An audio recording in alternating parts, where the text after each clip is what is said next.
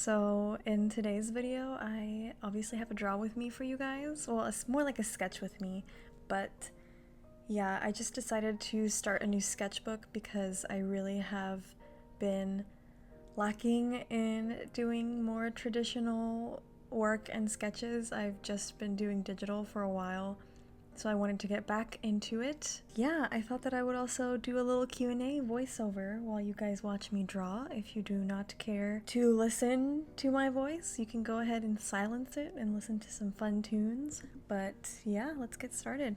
So first question is, what is your dream job? And I got a lot of questions relating to this, like what do I want to do after college? What are my plans for life in general? My dream, obviously we're talking dream job here, would be to be a freelance illustrator, to continue to run my shop and create different products to sell and to have clients to illustrate for. So yeah, that would be my dream job. And I would also love to eventually open my own store where I could sell the things that I sell in my online shop and even sell things from other artists as well. I think that would be really fun. My next question is, are you vegan? And I am not. I did try for a very long time to be vegetarian. I would say that I am. I try my hardest to not eat meat. I do eat chicken and turkey, but I try really hard to not eat beef and pork. Obviously, I mean, I'm Mexican and my family is Mexican. We're all immigrants, so beef is a very big part of our cuisine, and I typically opt out of eating it, but sometimes I still will. Next question is, how did I find my style? And I assume that this was referring to my art style because I got this question a lot. Honestly, I started digitally illustrating probably, I think I want to guess maybe September of 2018. But I didn't really start taking it seriously until I got my iPad, which was May of 2019, so a year ago now. And I honestly just worked very, very hard. I continuously watched videos on YouTube of other people using Procreate. Procreate is the program that I use on my iPad, by the way. I watched a lot of Skillshare videos. I did a lot of research. I found artists that I'm inspired by. I wouldn't say that I have really developed a style up until 2 months ago, because over the past year I've really just been developing the skill of digital art because it is completely different from traditional art. Yeah, I would say I continued to work for a very long time. I looked at other artists' work. I looked and saw what techniques they used, and here we are now. Next question is, when did I seriously begin doing art? So I have always been a very artistic and creative person. My mom and my mom's family in general, they are all very artistic, so it's something that I have grown up around. But I would say that I didn't really begin to take it seriously until my senior year of high school, which was the school year of 2017-2018. So that's really when I started taking art seriously. Who are my favorite artists at the moment? So I have quite a few, but I will put up their ats on the screen. I really like Ardorable. I love her art so much. I love G Soupy. Love her. Apple Cheeks. Those are the ones that I can think of off the top of my head. Okay, so I also got a lot of questions about YouTube. How did I start YouTube? Why did I start? When? Etc. So I'm gonna give you guys a little bit of a backstory if you guys have not been following me for a very long time. So if you did not know, I have been a quote-unquote internet person, I guess. I don't like using the word influencer because I feel like I don't really fit into that name tag, I guess. I don't feel like I am very comparable to what people think an influencer is, but I have been on the internet with a large amount of followers since I was about 15 now, so it's been almost 5 years probably. And I started on Twitter doing makeup. I started doing that when the very beat baddie type of makeup was a very big trend, like the Instagram brows and all that. I was just posting pictures of my face because I really enjoyed doing makeup like that. I wasn't trying to get anyone's attention or anything. I just enjoyed taking pictures of my makeup and posting it on Twitter. And larger accounts found me and they would start to retweet my pictures, and then that kind of gained traction for me. And I got to about 65K on Twitter, and only after like 6 to 7 months of being a part of the makeup world and such, I decided that that was not for me, and I switched over to being a fashion creator. And I also started my YouTube channel because I was getting a lot of questions about products that I used or where I got my clothes, so I decided to start a YouTube channel and make videos about it so people could go and get all their information from there. So that is why and when I started. But as you can tell, I am no longer a fashion creator. I now just do art, stationery, my life, school, which I am very happy about. Next question is, where do I get motivation from? And motivation was always something that was really hard for me to get and find. High school, middle school, just growing up in general, I was very lazy. I always had very low physical and mental energy. I never wanted to do anything. I was never very studious. I did get good grades, but I did not work very hard for them. But once I got to college, I learned that I have to put in effort because, first of all, it's something that I am paying for, and second of all, it's not the same setting as high school and such. To me, the college system works much better as far as environment, and the way that assignments are created and distributed works much better for me than high school ever did. So I really learned how to manage my time, and now I don't know, I enjoy the feeling that I get when I get stuff done. I enjoy the fact that I can wake up, make a to-do list, and get all that stuff done, and then I can do whatever I want and not feel anxiety over not doing what I'm supposed to be doing.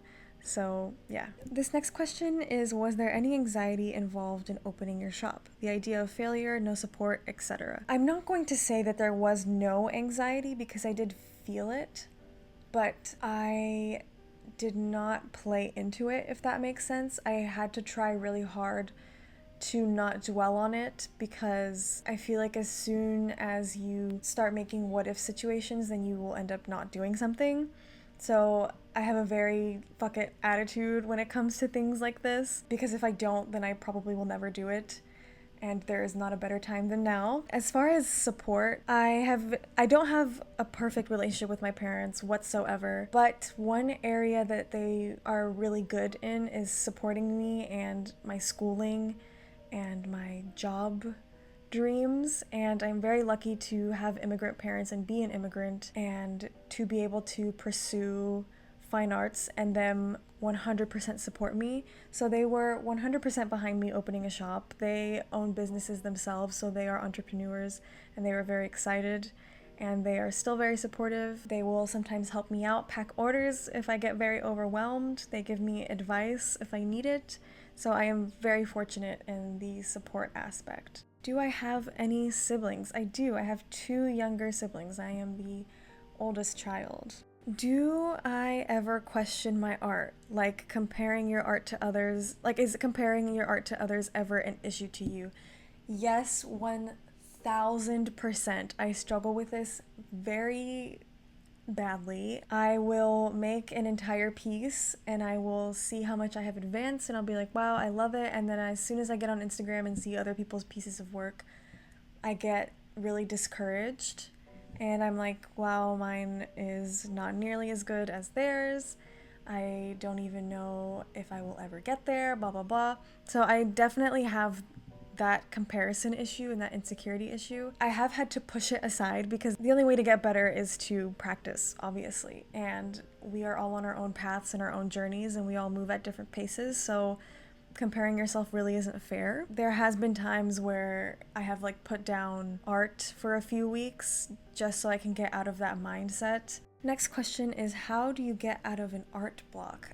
I'm kind of in one right now. That's honestly why I just did these snack packaging sketches, because I haven't really known what to make lately. But I found one thing that really helps is draw this in your style challenges on Instagram. So if you don't know what that is, it's when An artist will draw either an original character or just an original piece, and they will challenge other people to draw it in their style or in their interpretation. I think it's a really great way to get out of art block because you already have that basis of where to start and you're just turning someone else's piece into your own. So next question is, how do you get inspired to draw / do you use references / what fuels your creativity? So I get inspired to draw because I lived so much of my life trying to suppress the creative side of me because I didn't think that it would please my parents. I didn't think it was something practical to pursue, but life feels so much better now that I allow myself to create freely. So I'm just naturally drawn to creating and drawing, and I love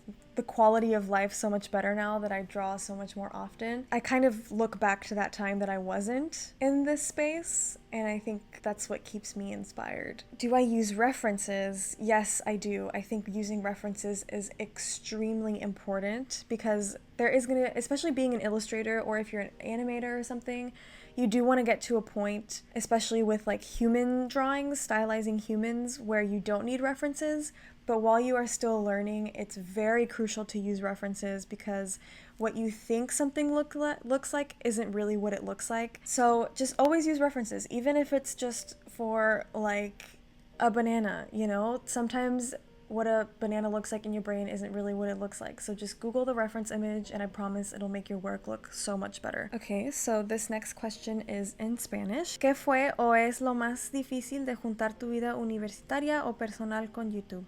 Okay, so she's basically asking what was / is the most difficult part of combining your personal / school life on YouTube. I guess it's the time management because I live very far from my campus, so making a drive out is like an hour and then driving back home is like an hour, so driving takes up a large chunk of my day when I am in school.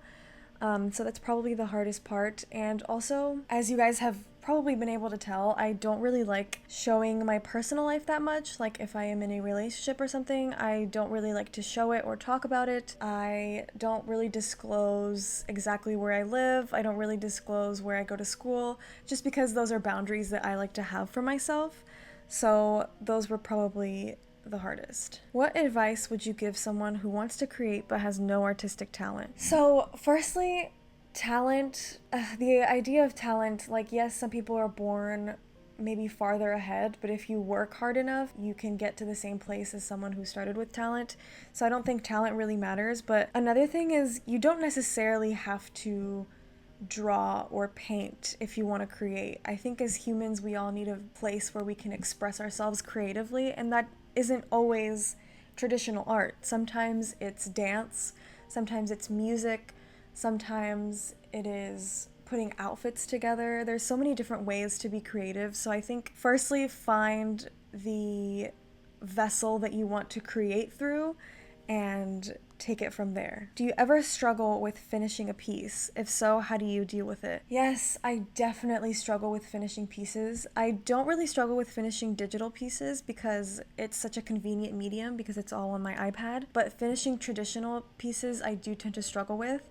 If it's smaller pieces or something in my sketchbook, obviously it's not that difficult, but in art school I do have to create pieces that are at a very large scale or maybe conceptually much more complex. I do definitely get demotivated because I'm so used to finishing pieces within hours or days.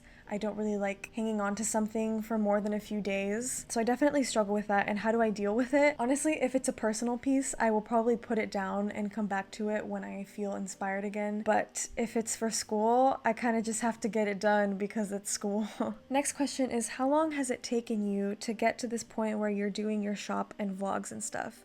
So, I mean, it's been a really long journey. Like I said, I've been on YouTube and the internet for years now, and I think that was all a build-up to get to where I am now. And obviously my journey is still continuing and I'm still going to continue to grow and develop, but I don't know, it's like the internet has watched me grow into the person that I am today. I think all 5 years have counted towards this, but as far as when I decided to start moving to art stuff and stationery stuff and all that, I started last summer, so it's probably taken me about a year now to get to where I am. Next is, how do you like to spend your free time? This is more of a me question, but I make art. That's what I do. It's like I'm very fortunate to be able to work doing something that I love, but also the lines between work and play get kind of blurred because I do enjoy making art and I do that in my free time, but I also do play piano. I have included that in some of my vlogs. I started learning with an instructor about a year ago, and it's kind of that thing that I can do without feeling like I need to reach a certain goal or meet someone's standards. It's just something that I can do for fun and because I love it. So next question is, what are my favorite Animal Crossing villagers? And I would definitely say Fauna is up there. Luckily I have Fauna. I also love Zucker, which I also have on my island. I really love Kiki. I am still looking for her. I also really love Poppy as well. Someone asked, how did I work on gaining my platform?